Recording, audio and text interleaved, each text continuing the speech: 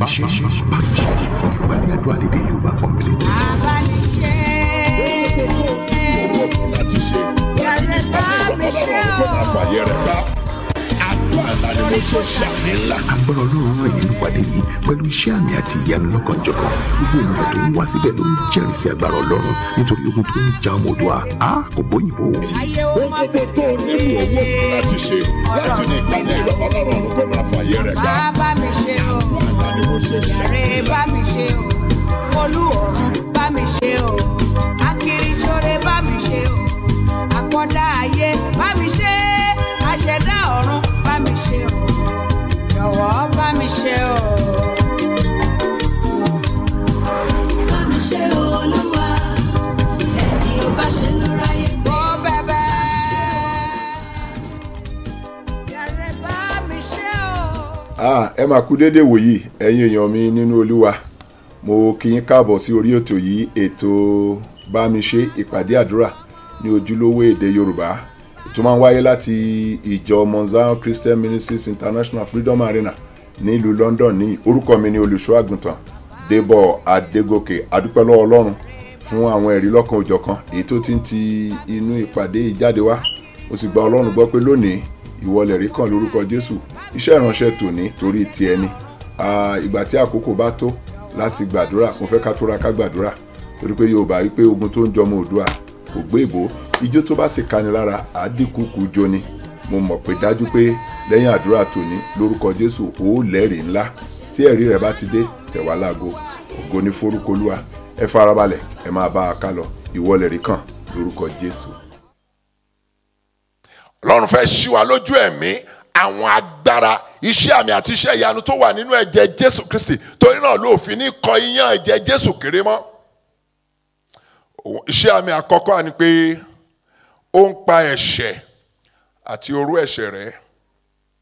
Ẹ̀jẹ̀ Jésù a máa pa ẹ̀ṣẹ̀ àti oró ẹ̀ṣẹ̀ rẹ́, nítorí kíkíni ẹ̀ṣẹ̀ ti mú wa jìnnà sí Ọlọ́run, ẹ̀ṣẹ̀ ti mú ohun rere jìnnà sí àwa kan. Ó sọ nínú ìwé Jeremiah orí 5:25, Jeremiah 5:25, ó ní ìwà ẹ̀ṣẹ̀ yín àti ìwà rékèrèkè yín ó ló ti fa ohun rere gbogbo sẹ́yìn kúrò lọ́dọ̀ yín. Ẹ̀ṣẹ̀ ní oró ìpanirun. Kí ni Hébérù orí 9 wí? Hébérù orí 9 ẹsẹ̀ 22, Hebrews chapter 9. A ò ní jìnnà sí Hébérù lónìí, torí náà bó bá ní ohun tí a fi ń dá Bíbélì fi sí Hébérù. Hébérù orí 9, kí ni ẹsẹ̀ 22 sọ?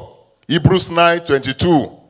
Ó sì fẹ́rẹ̀ jẹ́ ohun gbogbo ni a fi ẹ̀jẹ̀ wẹ̀nù gẹ́gẹ́ bí òfin àti láìsí ìtàjẹ̀sílẹ̀. Láì tí ìtàjẹ̀sílẹ̀. Kò sí ìdáríjì.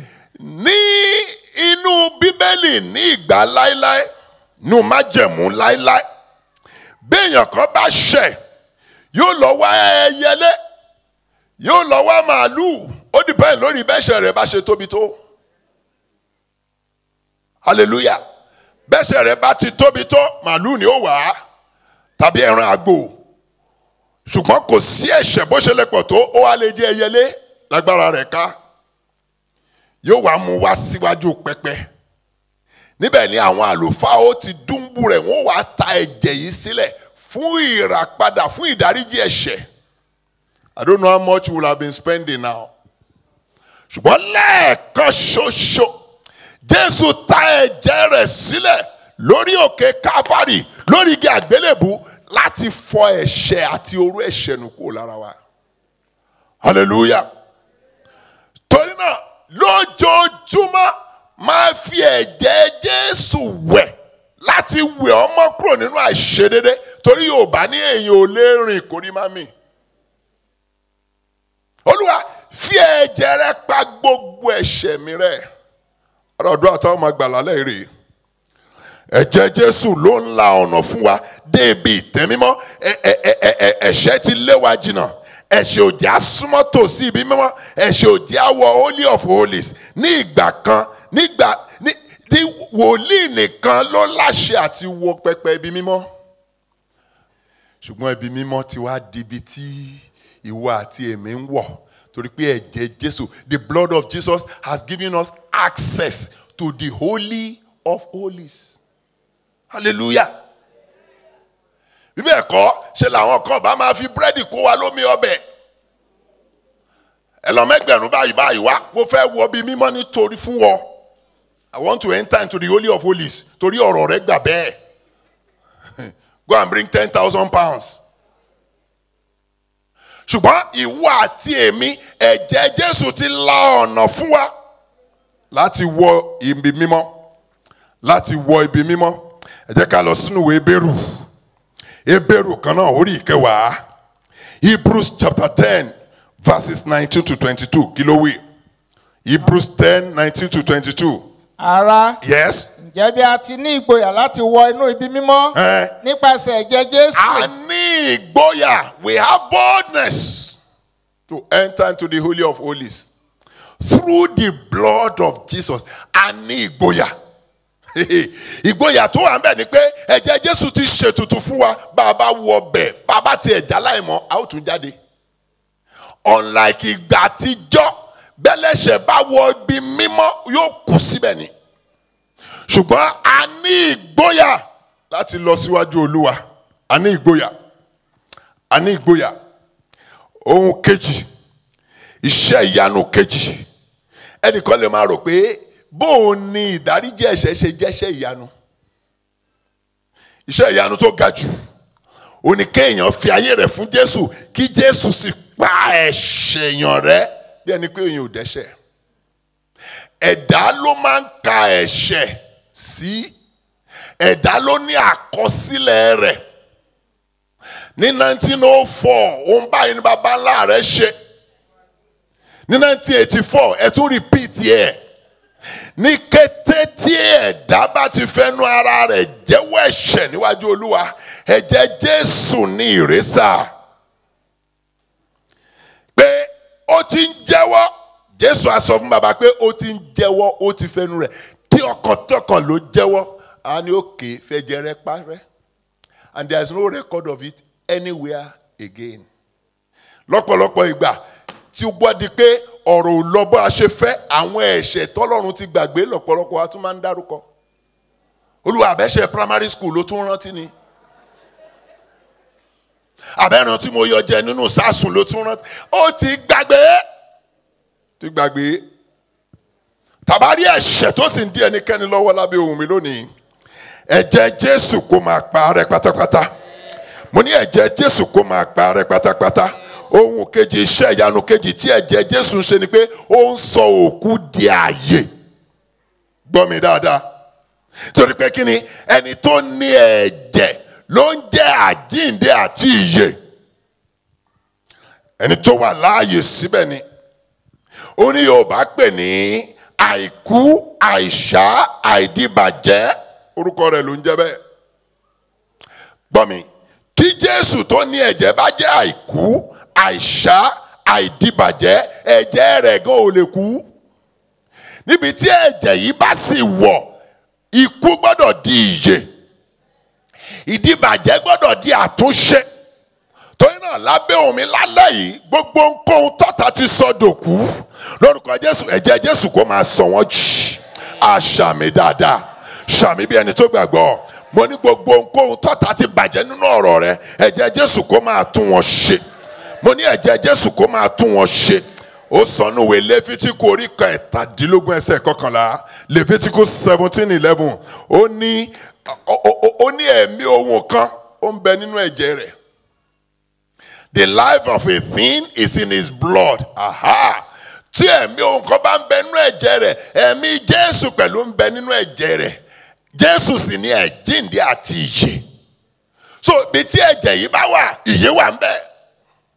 Gbogbo òwò tó ti dòkú, gbogbo iṣẹ́ tó ti dòkú, gbogbo ọ̀rọ̀ tó ti dòkú, wọ́n ní kò sí hope mọ́. Lónìí lórúkọ Jésù, ẹ̀jẹ̀ Jésù kó máa sọ wọ́n jì. Ó ní bí ẹ̀mí ẹni tó jí Jésù kúrò nínú òkú bá ń gbé inú àgọ́ ara yín. Róòmù orí 9 ẹsẹ̀ 11. Ó lé ẹ̀mí ẹni náà yóò sọ àgọ́ ara kíkú yín di ìyè pẹ̀lú. Gbọ́ mi, ẹ̀jẹ̀ tó ń pa oró ikú, òun ni ẹ̀jẹ̀ Jésù Kristi. Ẹ̀jẹ̀ tó ń pa oró ikú ni. gbogbo irọ́ ikú èyí tí àìsàn ti tọ́ sí ara ẹnikẹ́ni lábẹ́ ohùn mi, oró ikú bẹ́ẹ̀ ó yá ẹ̀jẹ̀ Jésù kó máa gbẹ́ dànù. Mo ní ẹ̀jẹ̀ Jésù kó máa gbẹ́ sọnù lórúkọ Jésù, bẹ́ẹ̀ ni kórè. Gbọ́ mi kó tó kó nínú ìpàdé yìí lónìí, gbogbo májẹ̀mú ikú èyí tí ọ̀tá fi ránṣẹ́ sí ọ nípa àìsàn àrùn àṣekúgbani lórúkọ Jésù, ẹ̀jẹ̀ Jésù kó máa gbẹ́ wọ́n dànù. Àwọn ọmọ wòlíì tó ń ka ewé bẹ́ẹ̀ inú ìwé àwọn ọba kejì orí kẹrin 2 Kings chapter 4 ẹsẹ̀ kejìdínlógójì sí ìkọkànlélógójì. 2 Kings chapter 4 verses 38 to 41. Wọ́n ka ewé bẹ́ẹ̀, wọn ò mọ̀ pé wọ́n ti ká májèlé mọ́ ewé bẹ́ẹ̀. Wọ́n ti jẹ́ tán, mo rò pé ọ̀kan ní ìrunú ló bá pariwo, ìwọ ẹni Ọlọ́run, ikú ń bẹ nínú ìkòkò yìí, ikú ń bẹ. Ẹnìkan ń bẹ lábẹ́ omi, àlá ló lá ní ikú, ní ọ̀rọ̀ ikú ṣe wọnú àgọ́ ara rẹ̀. Láṣálẹ̀, I plead the blood of Jesus. Mo pe ẹ̀jẹ̀ Jésù sórí rẹ̀. Gbogbo àlákàlà tó fa ikú oró wọnú àgọ́ ara rẹ̀, ó yá ẹ̀jẹ̀ Jésù kó máa gbẹ́ sọnù. Ó ṣàmì dáadáa. Ẹ̀jẹ̀ Jésù kó máa gbẹ́ sọnù. Ẹ̀jẹ̀ Jésù kó máa gbẹ́ sọnù. Daughters of Grace, the time has come to break barriers as we gather for the 2018 Daughters of Grace Convention, themed Women Breaking Barriers, from Thursday the 25th of October to Sunday the 28th of October 2018. Join us for 4 powerful days of ministration, services taking place on Thursday and Friday from 7 p.m. Guest speakers include Reverend Victoria Lawrence, Pastor Morola Hayden, and your host, Pastor Tutu Adegoke, with special appearance by Esther Adeyemi, featuring Daughters of Grace Choir, Gideon's Army Choir, and many more. Join us on Saturday, the 27th of October, for a special Women's Inspirational Dinner. Tickets cost just £30 as we gather for a time of fellowship, digging the word, and sharing and inspiring women to break barriers. See flyers and other publication for the address of our special Women's Inspirational Dinner. Convention t-shirts are available for just £7. Make sure to grab one so you can wear it on Sunday. And join us on Sunday from 10 a.m. for our special Thanksgiving and anointing service. Address: Freedom City, 3 North Road, off White Hart Road, Plumstead, Greenwich, London, SE18 1BS. For SatNav users, please use postcode SE28 OGU. For more information, contact the church office on 0208 317 0829 or visit us online at www.freedomarena.org.uk. Follow us on social media: Facebook, Freedom Arena, Twitter, Freedom Arena UK, and on Instagram, Freedom Arena UK. Join us as we break barriers.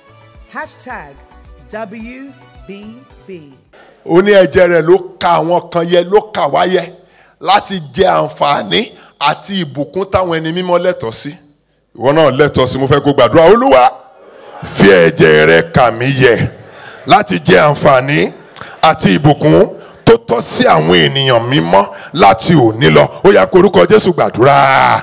Ọlọ́run alágbára, láti jẹ ìbùkún àti àǹfààní tó tọ́ sí àwọn ẹni mímọ́ láti òní lọ. Olúwa fẹ̀jẹ̀ rẹ̀ kà wá yẹ, fẹ̀jẹ̀ rẹ̀ kà wá yẹ lórúkọ Jésù Kristi. Mo mọ̀ pé mi ò yẹ, ẹ̀ṣẹ̀ mi ò jẹ́ ń yẹ, ìwà mi ò jẹ́ ń yẹ, ṣùgbọ́n fi ẹ̀jẹ̀ rẹ̀ kà mí yẹ, fi ẹ̀jẹ̀ rẹ̀ kà àwọn ọmọ mi àtaya mi àtẹbí mi yẹ láti jẹ àǹfààní àti ìbùkún tó tọ́ sí àwọn ènìyàn mímọ́. Olúwa fẹ̀jẹ̀ rẹ̀ kà mí yẹ lónìí lórúkọ Jésù Kristi. Fẹ̀jẹ̀ rẹ̀ kà mí yẹ láti dọlọ́mọ láyé, láti dọlọ́kọ láyé. Fẹ̀jẹ̀ rẹ̀ kà mí yẹ láti doníwèé gbèlú gbòǹgbàdúrà gbàdúrà gbàdúrà. Fẹ̀jẹ̀ rẹ̀ kà mí yẹ láti ní adé orí. Fẹ̀jẹ̀ rẹ̀ kà mí yẹ kí ẹ̀mí mi lè tọ́jọ́. Fi ẹ̀jẹ̀ rẹ ka àwọn ọmọ mi yẹ láti ṣàṣeyọrí nínú ẹ̀kọ́ nínú ìdáwọlé wọn. Fi ẹ̀jẹ̀ rẹ kà wá yẹ nínú ẹbí wa láti ṣohun rere gbogbo tá a wáyé wá ṣe. Fi ẹ̀jẹ̀ rẹ kà mí yẹ Olúwa.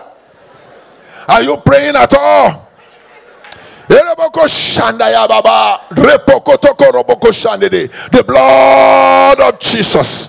Fẹ̀jẹ̀ rẹ kà mí yẹ o láti ní àlàáfíà àti ìwòsàn, láti ní ẹ̀mí gígùn. Fẹ̀jẹ̀ rẹ kà mí àtayé àtàwọn ọmọ mi yẹ.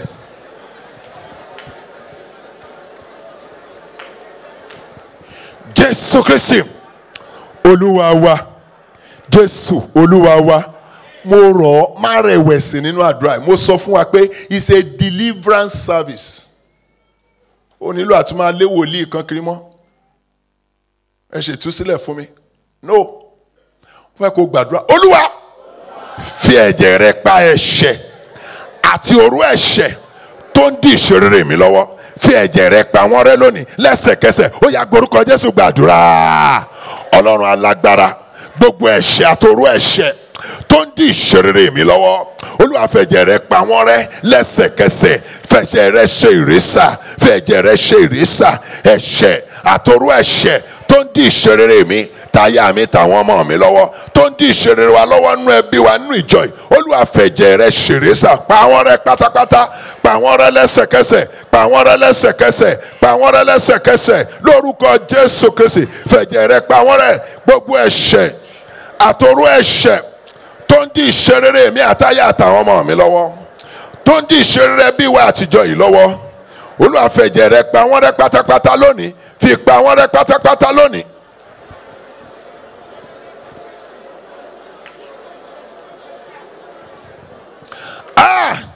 Jésù Kristi Olúwa wa, Jésù Olúwa wa. Gbọ́ mi, tí ẹ̀jẹ̀ Jésù bá lè mú ni wọ bí mímọ́. If the blood of Jesus can give you access to the Holy of Holies, ẹ̀jẹ̀ Jésù lè fún ọ ní access láti wọ ibi ìṣerere rẹ. Ó lè mú gbogbo ìdíwọ́ kúrò. Ibi ìṣerere wo ló fẹ́ wọ̀ láyé?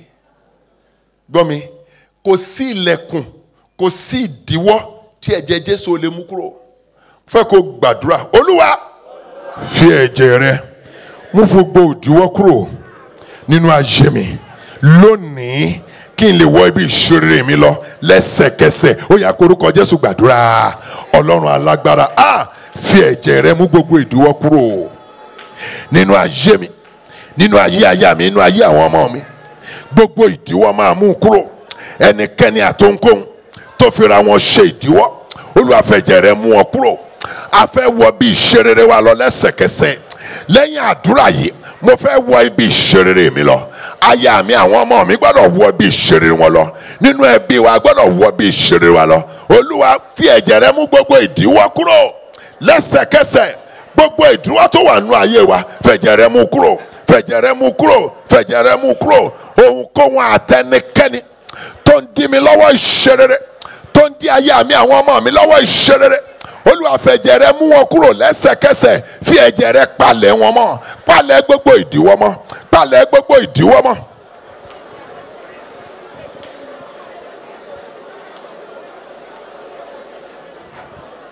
Jésù Kristi Olúwa wa, Jésù Olúwa wa. Jésù débi òkú Lásárù. Jòhánù orí 11 ẹsẹ̀ 15. John 11:25. Ó ní èmi ni àjíǹde àti ìyè. I am the life and the resurrection. Kí ló ṣẹlẹ̀ sí Lásárù lẹ́yìn ọ̀rẹ́ yìí? Ó jíǹde. Fẹ́ kó sọ fún ọ, Olúwa, Jésù Olúwa, nítorí pé ìwọ ni àjíǹde àti ìyè. Fi ẹ̀jẹ̀ rẹ so gbogbo tó ti dòkú nínú àgọ́ ara mi, nínú ayé mi, sọ wọ́n di ààyè lẹ́sẹ̀kẹsẹ̀. Ó yá korúkọ Jésù gbàdúrà. Ọlọ́run alágbára, Jésù Olúwa, nítorí pé ìwọ ni àjíǹde àti ìyè. Ohun gbogbo tó ti dòkú nínú àgọ́ ara mi, nínú ayé mi, nínú ọ̀rọ̀ mi, nínú àgọ́ ara aya mi, àgọ́ ara àwọn ọmọ mi, nínú ayé wọn, nínú ìpín wọn, Olúwa fẹ̀jẹ̀ rẹ sọ wọ́n jí lẹ́sẹ̀kẹsẹ̀. Lẹ́sẹ̀kẹsẹ̀ gbogbo ohun tó ti dòkú nínú ọ̀rọ̀ mi, nínú àgọ́ ara aya mi, àgọ́ ara mi tàwọn ọmọ mi táyà mi Olúwa sọ wọ́n di ààyè lẹ́sẹ̀kẹsẹ̀, sọ wọ́n di ààyè lẹ́sẹ̀kẹsẹ̀.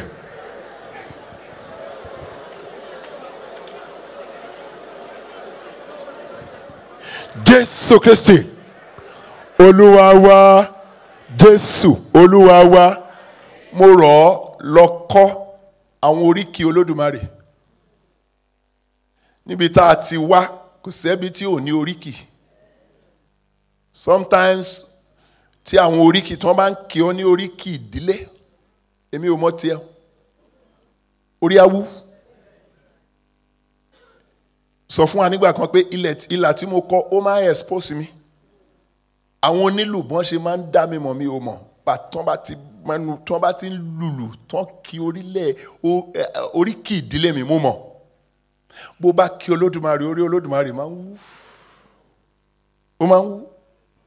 Ara oríkì rẹ̀ ní àìkú, àìṣá, àìtí, àìdìbàjẹ́. Torí náà mo fẹ́ kó gbàdúrà, Jésù Olúwa, ìwọ ni àìkú, ìwọ ni àìṣá, ìwọ ni àìtí, ìwọ ni àìdìbàjẹ́. Fi ẹ̀jẹ̀ rẹ tún ohun gbogbo tó ti bàjẹ́ nínú ayé mi, nínú àgọ́ ara mi, nínú ọ̀rọ̀ mi, fi tún wọn ṣe lẹ́sẹ̀kẹsẹ̀. Ó yá korúkọ Jésù gbàdúrà. Jésù Olúwa o, ìwọ ni àìkú, ìwọ ni àìṣá, ìwọ ni àìtí, ìwọ ni àìdìbàjẹ́. Nítorí náà fi ẹ̀jẹ̀ rẹ tí kì í dìbàjẹ́, fi tún ohun gbogbo tó ti bàjẹ́ nínú àgọ́ ara mi, àgọ́ ara aya mi tàwọn ọmọ mi, nínú ọ̀rọ̀ wa, nínú ayé wa, fi tún wọn ṣe lẹ́sẹ̀kẹsẹ̀, lẹ́sẹ̀kẹsẹ̀, lẹ́sẹ̀kẹsẹ̀, lẹ́sẹ̀kẹsẹ̀, lẹ́sẹ̀kẹsẹ̀. Gbàdúrà, gbàdúrà. Ilé ọmọ mi tọ́ta ti bàjẹ́, àgọ́ ara mi tẹ́tọ̀ ti bàjẹ́, ọpọlọ mi tọ́ta ti bàjẹ́, yes, nǹkan ọmọkùnrin mi tọ́ta ti bàjẹ́. Olúwa o, fi ẹ̀jẹ̀ rẹ tún wọn ṣe lẹ́sẹ̀kẹsẹ̀. Ìwọ sá ni àìkú, ìwọ ni àìṣá, ìwọ ni àìtí, ìwọ ni àìdìbàjẹ́. Gbogbo ọ̀rọ̀ mi, gbogbo application mi, ìrìn àjò mi, ọ̀rọ̀ àgbéyàwó mi, ọ̀rọ̀ àti bímọ àti lọ́kọ tọ́ta ti bàjẹ́. Olúwa fi ẹ̀jẹ̀ rẹ tún wọn ṣe lẹ́sẹ̀kẹsẹ̀, lẹ́sẹ̀kẹsẹ̀, lẹ́sẹ̀kẹsẹ̀. Gbogbo ohun tó ti bàjẹ́ nínú ọ̀rọ̀ àwọn ọmọ mi, nínú ìrìn àjò wọn, nínú ọ̀rọ̀ aya mi ti ìrìn àjò rẹ̀, nínú ọ̀rọ̀ ayé wa, ìrìn àjò wa, Olúwa fi ẹ̀jẹ̀ rẹ tún wọn ṣe lẹ́sẹ̀kẹsẹ̀.